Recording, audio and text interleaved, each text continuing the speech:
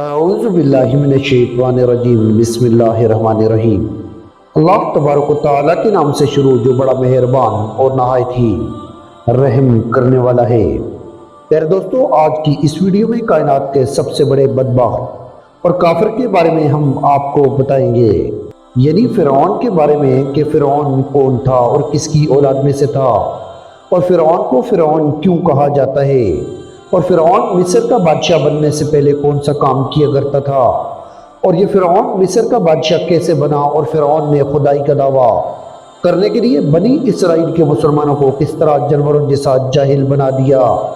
اور پھر کس طرح فرعون نے خدائی کا جھوٹا دعویٰ کیا، اور کس طرح یہ مصر کا جھوٹا خدا بنا۔ پیارے دوستو، ان تمام تر سوالات کے جوابات قرآن و حدیث کی روشنی میں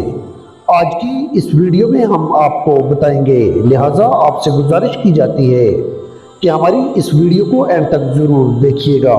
پیارے دوستو، وہ فرعون جس کا ذکر قرآن پاک میں ملتا ہے، جو حضرت موسیٰ علیہ السلام کے دور میں پایا جانے والا فرعون تھا، اس کا نام ولید بن مسعب، بعض مورخین نے اس بدبخت کا نام قابوس بھی تحریر کیا ہے۔ پیارے دوستو، فرعون بدبخت کا تعلق قبیلہ قبطیہ سے تھا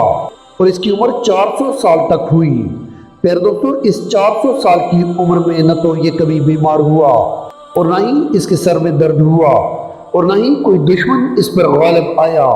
پیارے دوستو، اس کا چہرہ تانبے کی طرح چمکتا تھا، اس وجہ سے یہود النصارہ اس کو قابوس کہا کرتے تھے۔ فرعون بادشاہ بننے سے پہلے محنت مزدوری اور تجارت کیا کرتا تھا۔ ایک دن یہ محنت مزدوری سے تنگ آ کر بازار کی طرف نکلا اور وہاں پر اس کی ملاقات حامان سے ہوئی۔ دیکھتے ہی دیکھتے ان دونوں بدبختوں کی ملاقات دوستی میں بدل گئی۔ چنانچہ اس وقت یہ دونوں ملعون کام کی تلاش کے لیے شہر کی طرف روانہ ہو گئے، اور ان دنوں میں شہر کے اندر خربوزے کی خرید و فروخت کا کام بہت زیادہ تھا۔ اس طرح یہ دونوں بدبخت ایک خربوزے والے کے پاس گئے اور اسے کام مانگا۔ چنانچہ اس وقت خربوزے والے نے ان دونوں سے کہا کہ میرے خربوزے لے جاؤ اور بازار جا کر بیچو۔ جب یہ مال تم دونوں فروخت کر لو گے تو میں تمہیں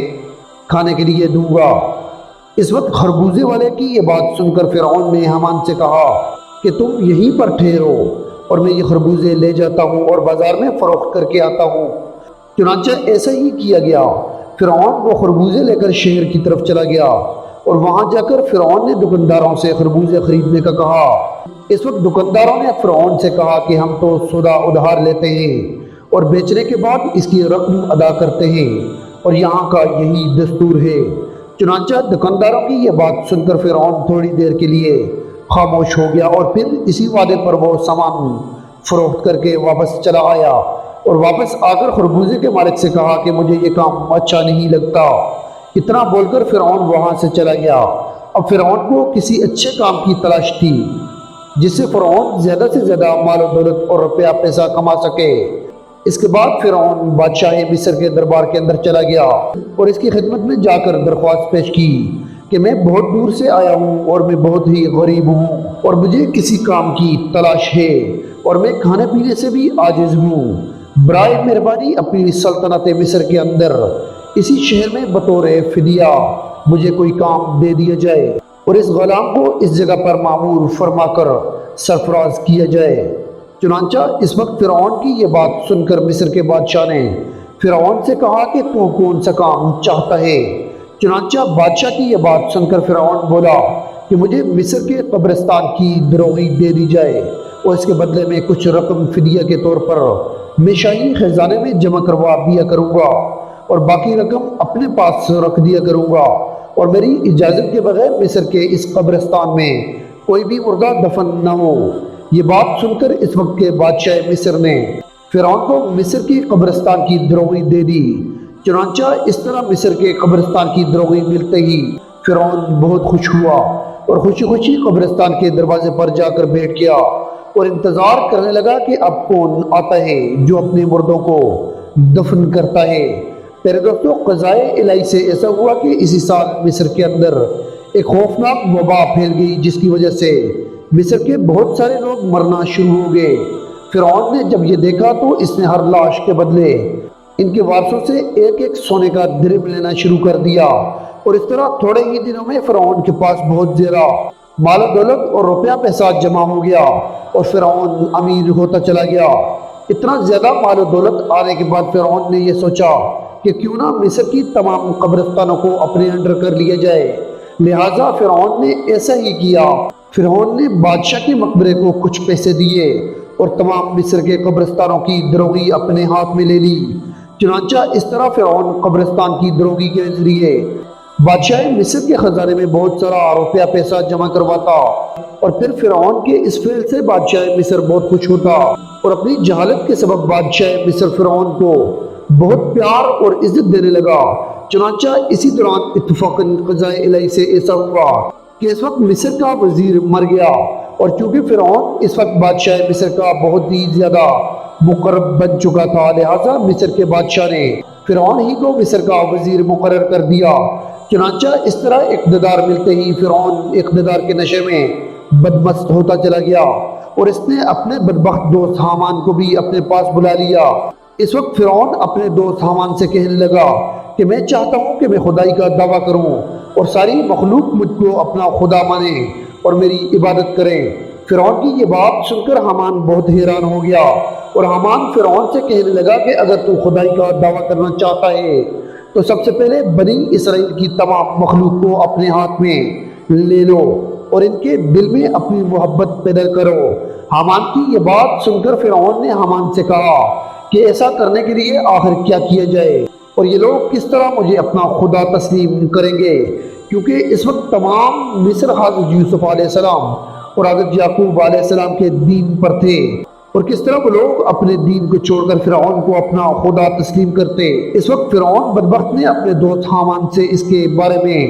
کوئی تدبیر نکالنے کا کہا۔ فرعون کی یہ بات سن کر حامان کچھ دیر کے لیے سوچتا رہا،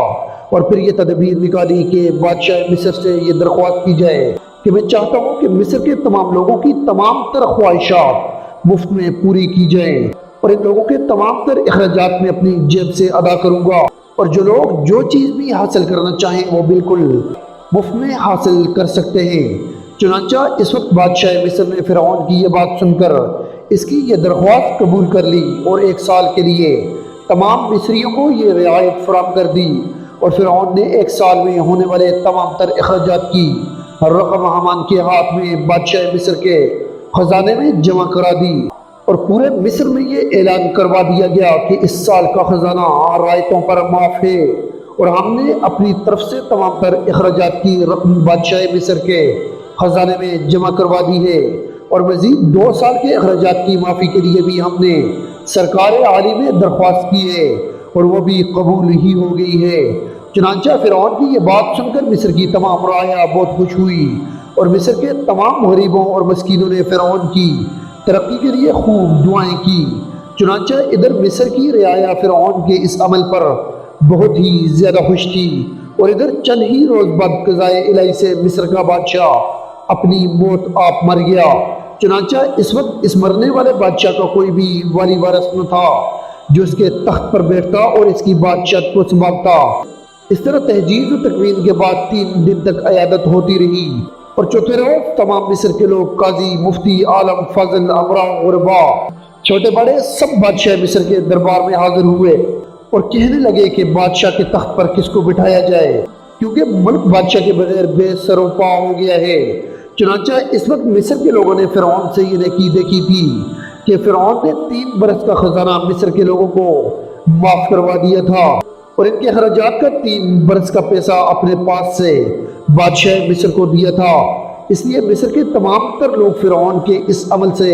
بہت ہی زیادہ خوش تھے، اور فرعون کی یہ خیر خواہی دیکھ کر مصر کے تمام لوگوں نے فرعون بدبخت کو مصر کے بادشاہ کے تخت پر بٹھا دیا،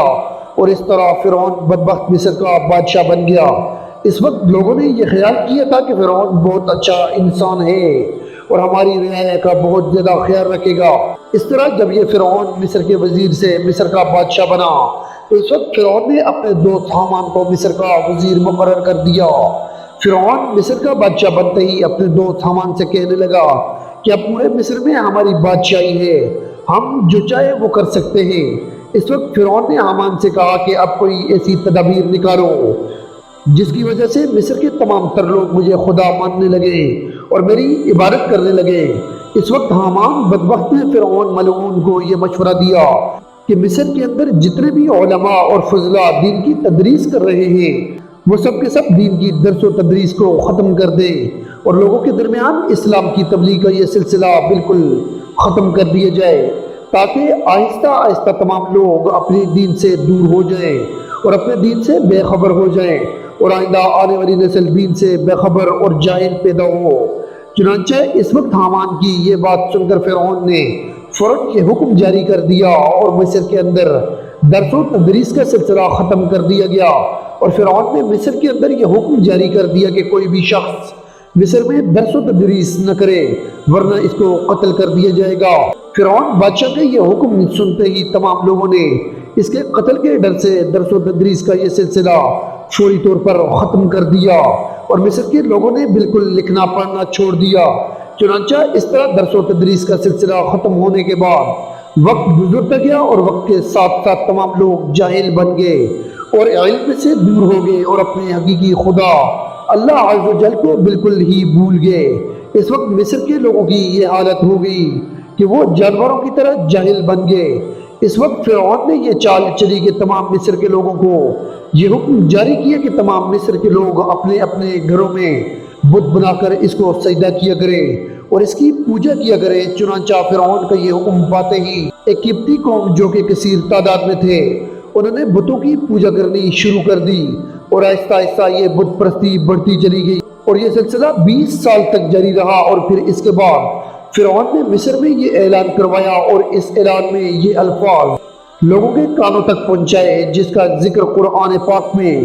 یوں ملتا ہے جس طرح کہ اللہ تبارک و تعالی نے قرآن کریم میں ارشاد فرمایا، اور پس لوگوں کو جمع کیا اور لوگوں سے کہا کہ میں ہوں رب تمہارا۔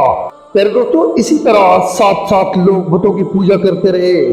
جب لوگ مشرک اور بت پرست بن گئے اس وقت فرعون نے یہ حکم جاری کیا کہ اپنے گھروں میں موجود تمام بتوں کو توڑ دیا جائے اور مجھے خدا مانا جائے اور میری پوجا کی جائے۔ چنانچہ فرعون کا یہ حکم ملتے ہی تمام لوگوں نے ایسا ہی کیا۔ تمام قبطی قوم نے بتوں کو توڑ دیا اور فرعون کو پوجنا شروع کر دیا اور فرعون کو خدا ماننے لگے، لیکن قبطی قوم کے علاوہ دوسرا کوئی بھی فرعون کو خدا نہیں مانتا تھا۔ قبطی قوم ایک واحد ایسی قوم تھی جو فرعون کو اپنا خدا مانتی تھی، باقی تمام لوگ اللہ تبارک و تعالیٰ کی وحدانیت پر یقین رکھتے تھے اور اللہ تبارک و تعالیٰ کو اپنا خدا مانتے تھے۔ اسی وجہ سے فرعون قبطیوں پر بہت مہربان تھا اور بنی اسرائیل کے مسلمانوں پر طرح طرح کے ظلم کرتا تھا، کیونکہ بنی اسرائیل کی قوم حضرت یوسف علیہ السلام کے دین پر تھی۔ اسی وجہ سے فرعون ان کو ذلیل کرتا اور ان سے بھاری بھرکم کام کروایا کرتا تھا۔ اللہ تبارک و تعالیٰ سے دعا ہے کہ اللہ تبارک و تعالیٰ ہمیشہ اپنی عبادت کرنے کی توفیق عطا فرمائے اور ہمیشہ اپنی وحدانیت پر ایمان رکھنے کی توفیق عطا فرمائے اور اس ایمان کی حالت میں ہمیں جینا مرنا نصیب فرمائے۔ معزز ویورز، امید کرتا ہوں کہ آپ کو ہماری آج کی ویڈیو پسند آئی ہوگی۔ اگر آپ کو ہماری آج کی ویڈیو پسند آئی ہے تو ہمارے یوٹیوب چینل کو سبسکرائب کریں، بیل آئیکن کو پریس کرنا نہ بھولیے گا تاکہ اس طرح کی اسلامک سیریز اور قصص الانبیاء کی ویڈیوز آپ تک وقتاً فوقتاً پہنچتی رہے۔ اپنا ڈھیر سارا خیال رکھیے گا۔ ملتے ہیں آپ کو ایک نئی ویڈیو میں ایک نئے ٹاپک کے ساتھ، تب تک کے لیے ہمیں دیجیے گا اجازت۔ خدا آپ کا حامی و ناصر ہو۔ السلام علیکم ورحمۃ اللہ وبرکاتہ۔ خدا حافظ۔